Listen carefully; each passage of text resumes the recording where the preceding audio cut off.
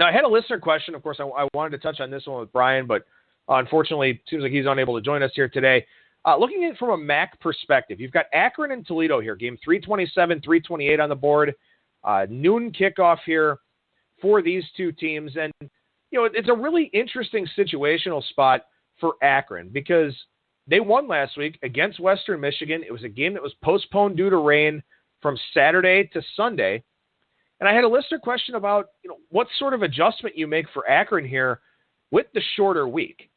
And it's a little bit unique. I will grant you that. And I do have this number a little bit higher than the market does. I have Toledo as a 16.5-point favorite. Market consensus out there right now at 14.5.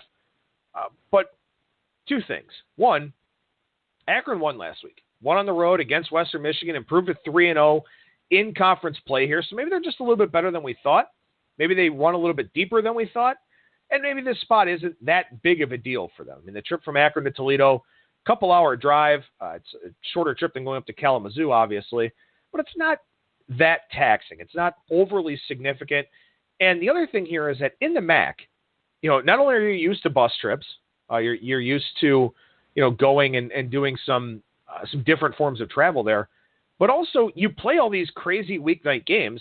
You're kind of used to having a different schedule. You're used to having some different considerations week after week. So for Akron, I don't think that that's necessarily a really big hindrance for them here in this game. We'll go ahead and get some thoughts on it from Bryan Leonard of WagerTalk.com, who joins us. Bryan, how's it going today, man? It's going great, Adam. Thank you very much. All right, well, I was just talking a little bit about this Akron spot here as they take on Toledo. Toledo's a 14.5-point favorite in this game.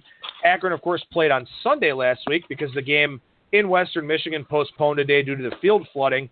Had a listener question about both Akron and Western Michigan here, and we'll get to the Broncos in a second. Is this a situational spot that concerns you because it is a little bit unique? It is a little bit unique. I think Western Michigan is a team that it's a little bit – we talked about going into last week with the Toledo game and how we didn't know what to expect out of that game.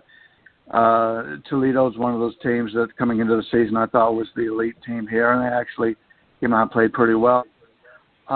Western Michigan is one of those teams that has played pretty well, not obviously as well as they had in the past, but they're a quality team. But to lose that game at home, I don't think it affects Akron as much as it affects Western Michigan. And I was actually thinking about that when that game was canceled. I said, you always wonder who has the advantage when they're in that situation.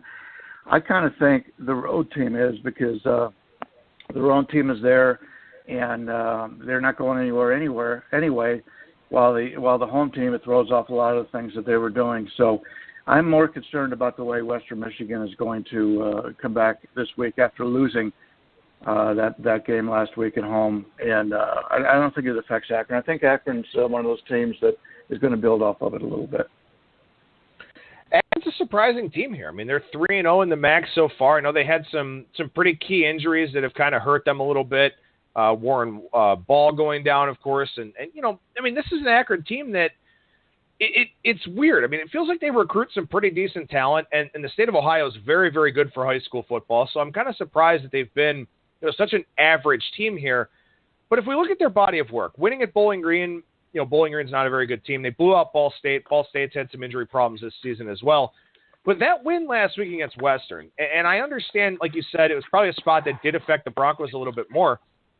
What do you think about Akron? I mean, is this a team that is for real, or is this possibly a week where, they kind of run into a much better team in Toledo and it sort of shows? Well, Akron's a team I like to look at explosive plays. They've got 19 on the season. They've allowed 27. So the offense is not quite up there. They did score, 34 against Bowling Green and 31 against Ball State, two teams that have had some defensive problems. But the defense, the last 2 weeks allows Ball State 3 and Western Michigan 13. The 2 weeks before that, Bowling Green 23 and Troy 22. And as bad as Bowling Green has been in the past, just to limit them to 23 is pretty good. I think this Bowling Green team, I liked them coming into the season. They're going to get better, and I think last week we might have seen a buy sign. So the Akron defense is doing well. Last time they played Toledo, they lose 48-17. So Toledo's had no problem putting up points against them. But it's the Akron defense against the Toledo offense in this one, and my line's basically right where the line is, so I won't be invested in this game this week. But being a Zip graduate, and I root for the Zips all the time, and they're finally showing that they have some ability this year. And you take a look at they lose to Troy. Well, Troy actually beat a quality team down there in LSU. And then they get beat by Iowa State, who beats Oklahoma. So the losses they had earlier in the season are starting to look a little bit more impressive. The Penn State 52-0. Obviously, you can't gain a whole lot out of that, but Penn State's now ranked number 2. So maybe Akron's a little bit better than what we thought they were. All right, let's slide down to the directional Michigan battle here. Game 333, 334 on the board. Western Michigan takes on Eastern Michigan. This number opened 4. It's down to 3 with some extra juice on the Eastern Michigan side, which is an implication that maybe this is a number that could get down to 2.5 here. And based on my power ratings, this move is going in the right direction. What do you think, Brian? And what game number was that? 333, 334.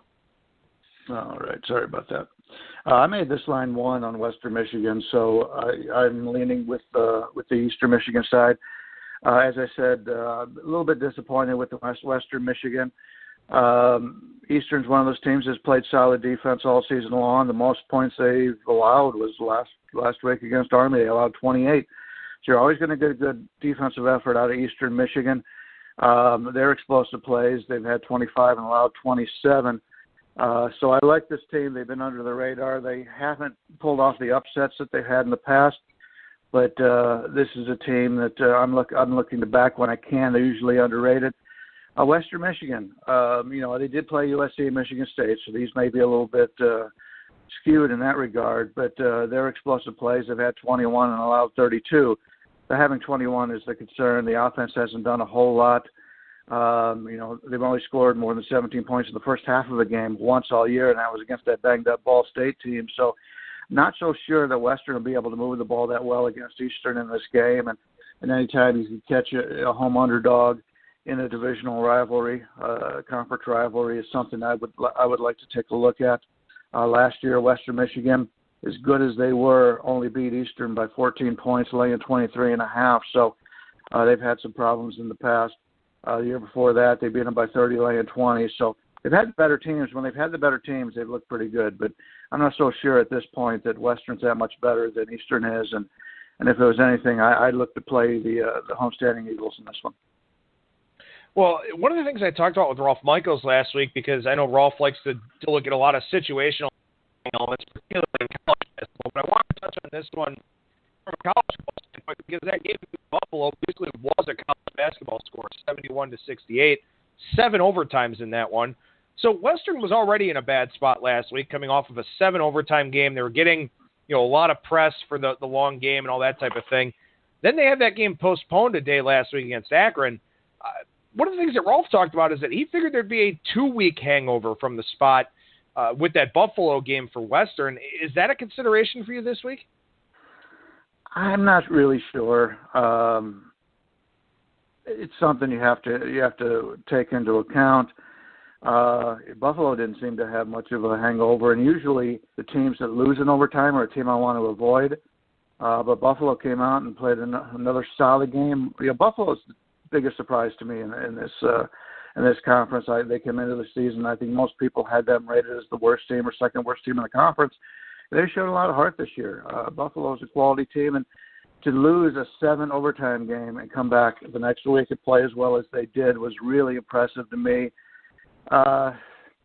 It's something to consider, but I don't really know how that you can judge that. We will have to see, but it's something that happens, and we'll have to see how they do this week, and I'm bouncing back from that.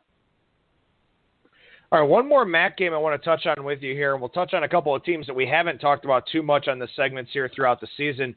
Game 349-350, 3 o'clock Eastern kickoff between Central Michigan and Ball State. Central Michigan road favorite here in this one. Most books out there in the market have 3. There's a couple 2.5s with heavy juice, and there's also a 3.5 out there at the Greek, interestingly enough. Central Michigan is a team that I just can't figure out. I mean, they won on the road at Kansas, which really isn't that difficult of a thing to do, but then lost by 24 at Syracuse, got blown out at home by Miami of Ohio. It seems like there's really not a whole lot of consistency with this Chippewas team. Ball State, on the other hand, things have really not gone well for them over the last 3 games. So how are you breaking this one down? Yeah, my number says to take Ball State here. I don't know if I can do it. Central is a team that I was down on coming into the season. Ball State I was up on.